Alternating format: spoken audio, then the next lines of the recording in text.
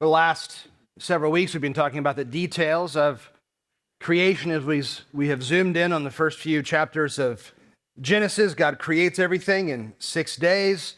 All the living things are created according to their kinds. We had a lesson about the special creation of Adam and Eve, man and woman. They're created by God in his image on day 6 of creation week. They did not evolve from animals. We're not mere animals. We're above them.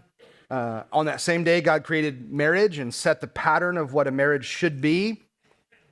Then last week, we looked at the book of Job, which is always super fun, and talked about Behemoth and Leviathan, and the way God describes them are dinosaur creatures. Both are living at the time of Job after the flood. Again, others would deny because dinosaurs were extinct 60 million years before man evolved. But when we start with the Bible, we don't get confused.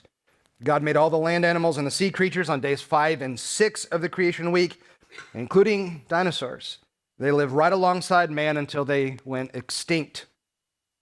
So the legends and the lore, embellished certainly over the centuries of all these fire-breathing dragons and all that, are likely encounters with real creatures, because these cultures are disconnected by history and by distance. These rock drawings, the legends, the artifacts from around the globe confirm that man and dinosaur did, in fact, live together. So in our lessons, as we walked through it, we've thrown out this number a handful of times, 6,000, that the earth is about 6,000 years old, which is certainly at odds with contemporary views. So today we're going to spend a few minutes talking about where that number comes from, how we land on that number. So today we're going to tackle this topic of the age of the earth.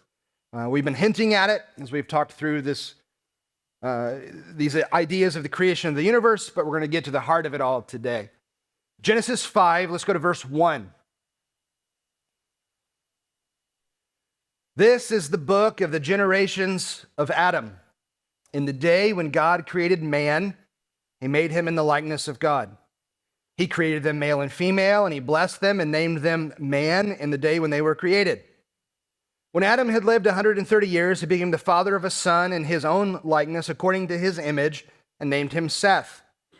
Then the days of Adam after he became the father of Seth were 800 years, and he became the father of other sons and daughters. So all the days that Adam lived were 930 years, and he died.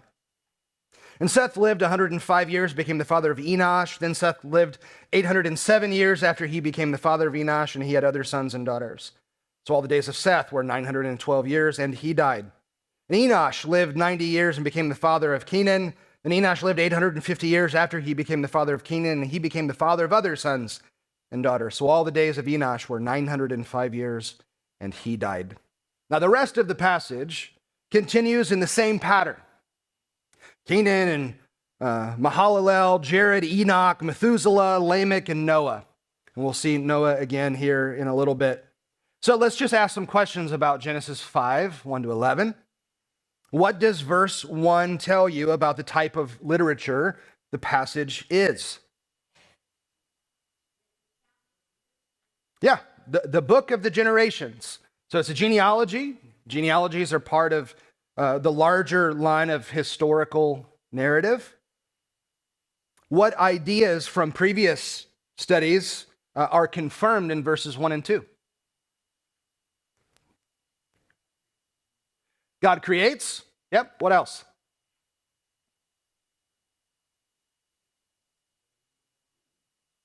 What? Everybody lives a long time, which we're going to talk about in a minute. Yeah. So we have some things repeated from the earlier chapters of Genesis, that God creates man and woman in his own likeness. That's repeated. So mankind is in God's image. That is not true of all the other parts of creation. He creates them male and female. Seems like elementary information, but one that we have to continue to emphasize in our current culture, that these are realities. Are there any phrases or words that are repeated in those 11 verses? Yes, almost all of them. It's all a series of repeated phrases, isn't it? It just goes over and over and over again. How old was Adam when Seth was born? 130. That's old. How old was he when he died? 930. He lives another 800 years after Seth was born. The replacement for Abel, as Cain killed Abel, Seth is the one that is born later. And notice the phrase a couple of times, they continue to have other sons and daughters. So we don't have the full accounting of every human being that's ever lived. So think of the generations of people that can happen over 800 years. That's a lot. We're talking thousands and thousands of people in each of those family lines that are multiplied out. So we ask the kid, well, how did this nation come to existence? How did that nation come into existence? Because we don't have record of them in Scripture. They just kind of show up later. Well, we do have record of them. All of these other children that these patriarchs had, they continue to have children and grandchildren, great-grandchildren, great-great-grandchildren, and all of these generations of people over a very long period of time hugely increase the population over the course of a long period of time. A lot of numbers, and we'll look at it a little bit as well, that all these people overlap historically. So imagine how this could have worked. Adam lives until the father of Noah is born.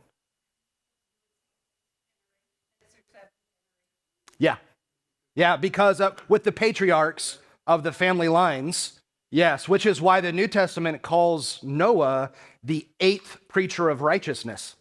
Why is he the 8th? Because he was the 8th generation that goes up into this point because they're all overlapping.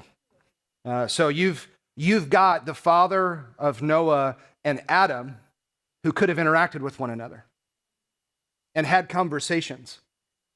Imagine those cool conversations, right? At 900, we don't know his capacities to be able to have those conversations, what that would have been like. But how cool to have known. Yes, ma'am.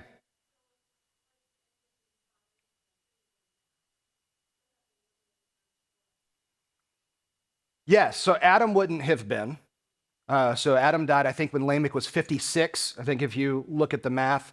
But he dies before Noah and his family is born. So some of these other ones were alive and died in the flood.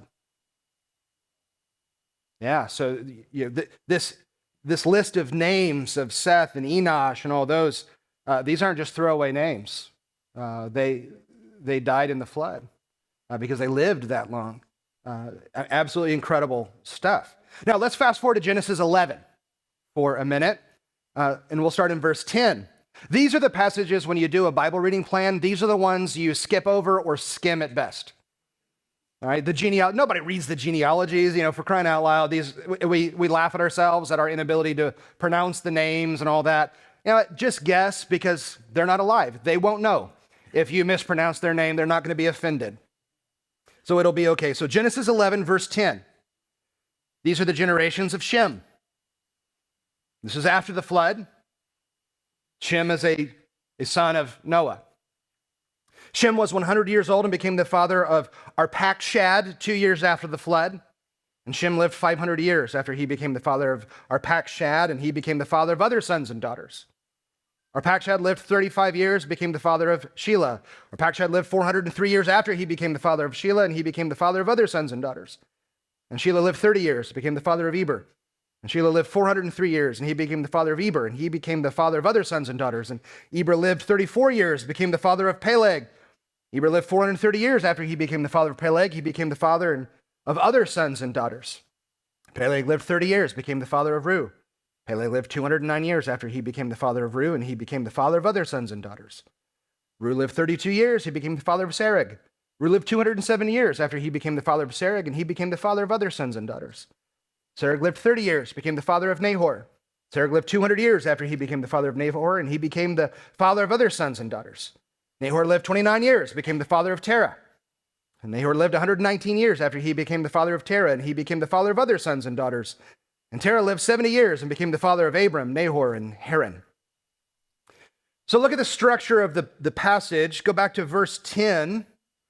How does it compare with what we saw in chapter 5? Say that again. They have their kids earlier. The numbers have dramatically decreased, haven't they, after the flood? They're not near as large and will continue to do so. Somebody else says, what? Yeah, ages changed. Absolutely. It's the same structure, right? We have a similar structure. The genealogies are structured in the same way. There's a pattern to them. There's a structure to them. Look ahead to verse 26. What important figure do you see at the end of the genealogy? Abram. We know him as Abraham. He's the patriarch of Israel, who in Genesis 12, the very next chapter, receives the divine call from God, through whom God will birth the nation of Israel. Yes, sir.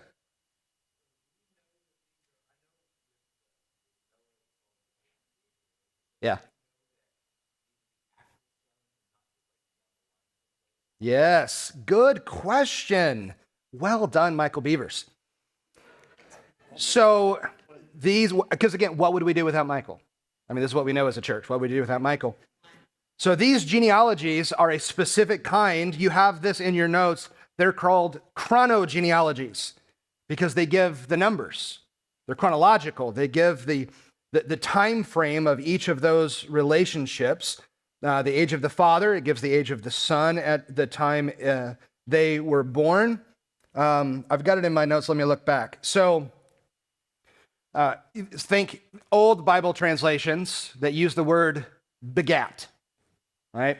Or became the father of. It's the Hebrew word yalad. It's like salad, but with a Y.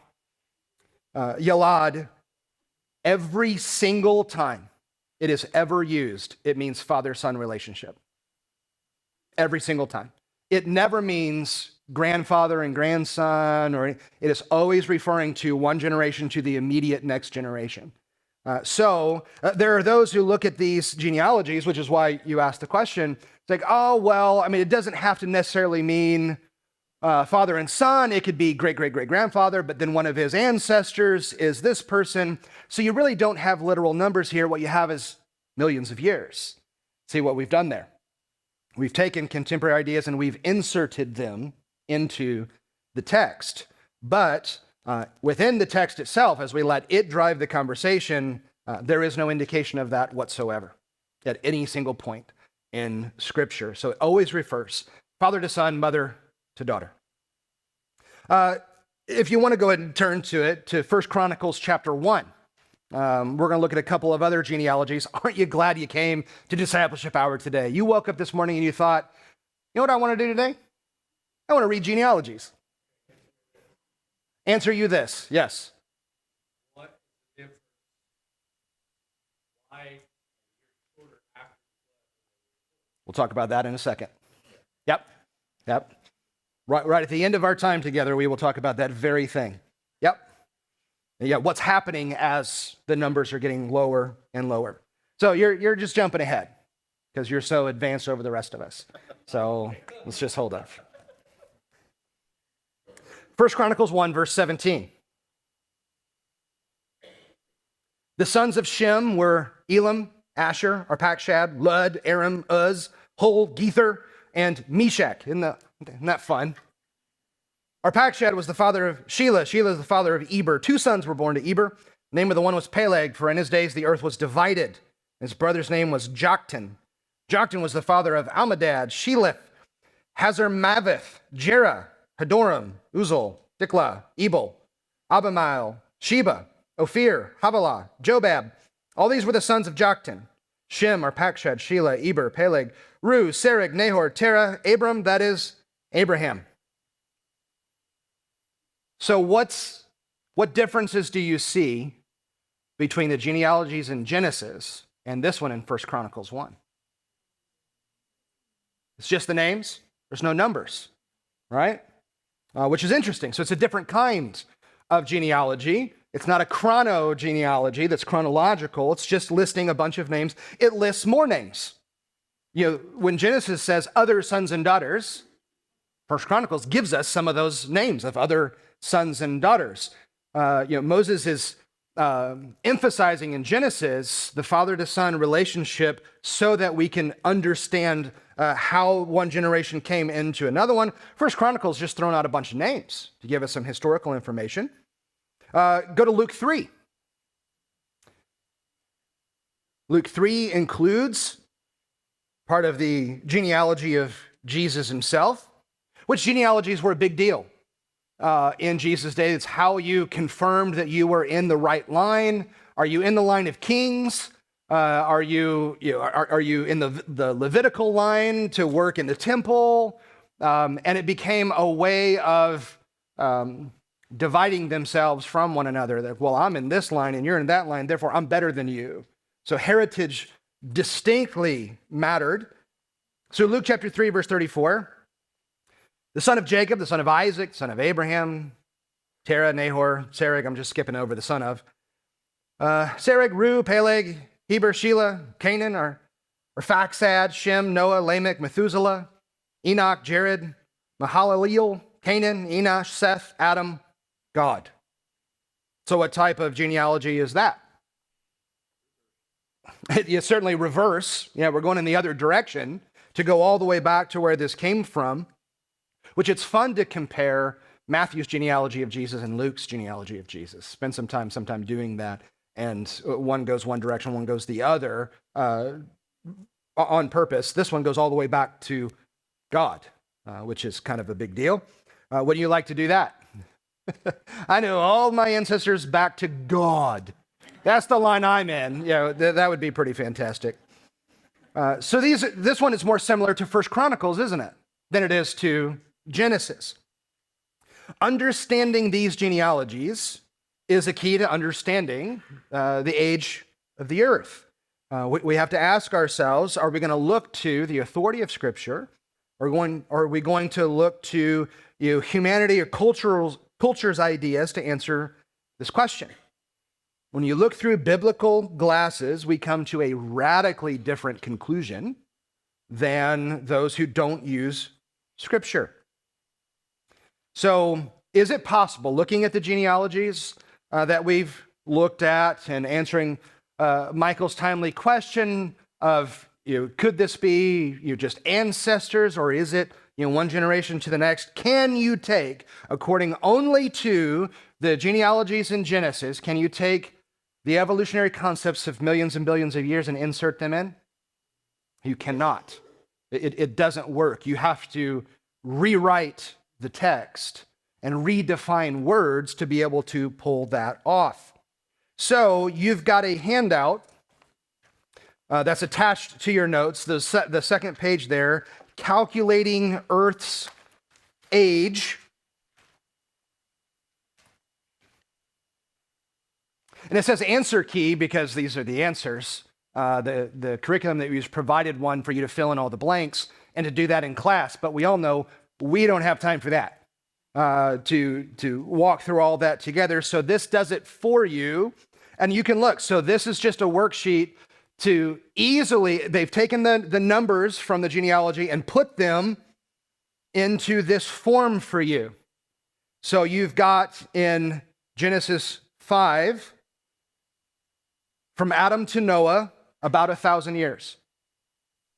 From Noah to Abraham, Genesis 11, you've got a total, almost 1,000 years, 952, for a total of just over 2,000 years between Adam and Abraham. So that's a pretty nice, round-ish number, about 2,000 years. We have about 2,000 years from Abraham to Jesus. And that is not debated by any scholar, Christian or non-Christian. They all look at the life of Abraham and say he lived about 2,000 years before Jesus. So we know this historically. From Jesus to today, we have about 2 more thousand years, totaling up about 6,000 years. This is how we get this information. We dig into the text and take a look at what these are saying. So, why are the genealogies in Genesis in particular unique? Why did God decide to give us that information? He didn't do it in First Chronicles. He doesn't do it in Matthew or Luke. He gives us the numbers in Genesis. Why do you think he did that? Because we can do basic math.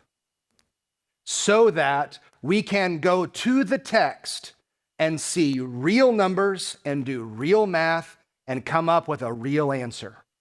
How old is the world? We can know for sure how old the world is. God gave us the numbers. And again, where literal creationists land, certainly a little different than those who wouldn't use Scripture. We would disagree by a small margin of about 4.5 billion years. Yeah, just a little bit. Yes. They've revised that now, so what is it now? Oh, I'm sorry, 12.6. So it's not as small of a margin, it's just triple. Yeah, a little bit closer. And then we get, to the universe itself of just shy of 14 billion years. We're not talking millions with the earth and humanity, we're talking billions. Again, a little different. Skeptics will point to the Genesis genealogy and say, those are proof that the Bible is filled with errors.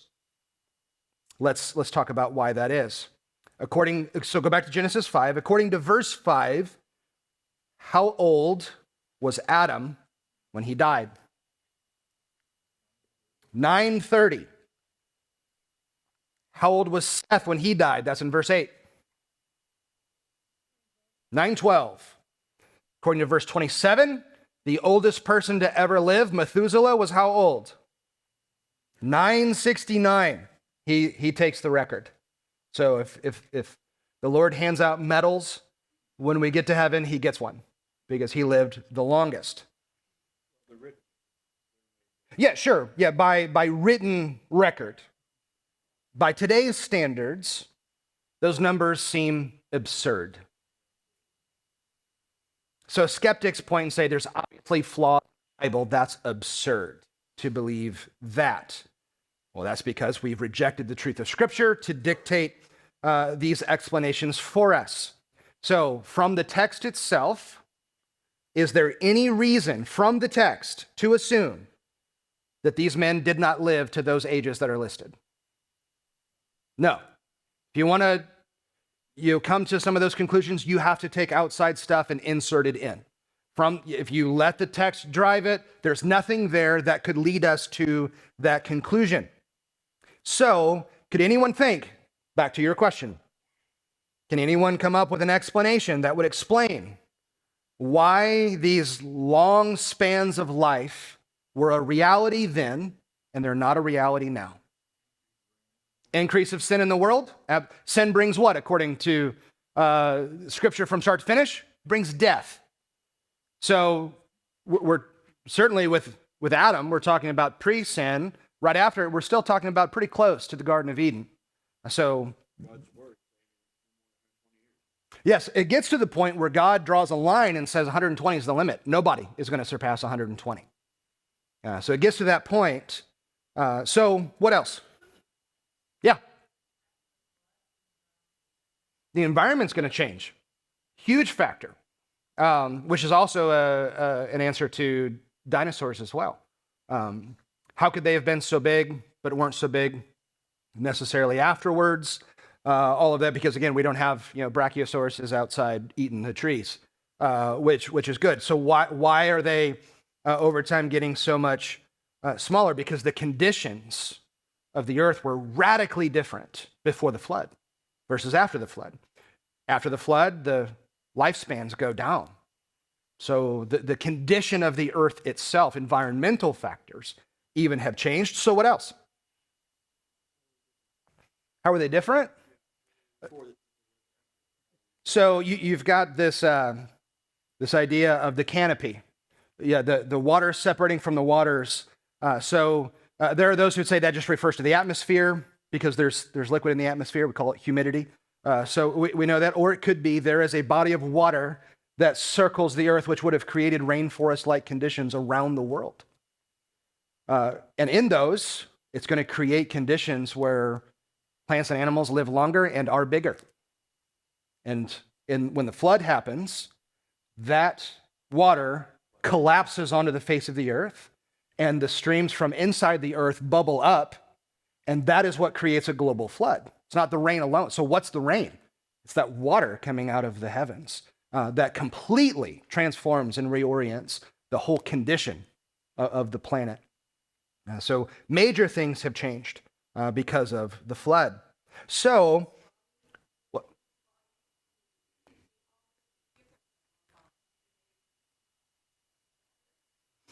there are views out there, Guy Parkinson, there are views out there that would say humans would have been maybe bigger. Everything grows bigger in those environments, that maybe human beings even were a little bit bigger at that point. So you could hold that as well. The primary difference between then and now is what geneticists would call the genetic load. So at creation, human beings are what? They're perfect. They have no genetic flaws. None whatsoever. There's no disease. There's no cancer.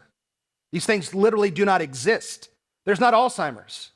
Those things, we lived in a world free of those things. And in eternity, we'll again live in a world free of those things. How awesome is that? It's faded. Yes. So the closer they are historically to the Garden of Eden, they live longer because of that genetic perfection that over time works itself out of humanity. And more genetic mutations, more illnesses, more disease come into the world. Again, we just experienced this a couple years ago when a new virus comes into the world. And it's devastating when that happens. This was constant. So why after the flood now, when you remove the protection of this genetic perfection, all of this, why do the numbers drop off a cliff? This is part of the reason why. The more we fade away from the Garden of Eden, the worse things get. We've had 6,000 years of genetic decay, which is why you don't live 900 years. But that's okay, because we get to live forever in reformed, redeemed bodies on a redeemed earth without those things. So yes, sir. Math whiz, Bill Witzman.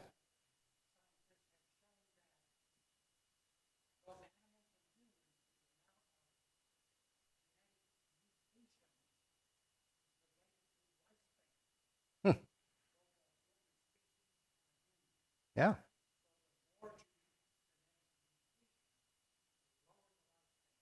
Yep. We're not pure anymore genetically as we once were. So when we think of the consequences of sin in the world, it affects our DNA. It affects our genetic code. That's how comprehensive sin and destruction has been in our lives and in the world. It broke the planet, Romans 8. It broke us and everything about us to the very core of our being. Sin has ruined us. Therefore, we look forward to a redeemed creation. And it drops down again after the flood. They drop off to 600 years, then to 400, less than 200. By the time of Joseph, the patriarch, at the end of the book of Genesis, the one that's sold into slavery in Egypt, and through him Israel saved, all that stuff with Pharaoh and all those things. By that point, it's down to about 100.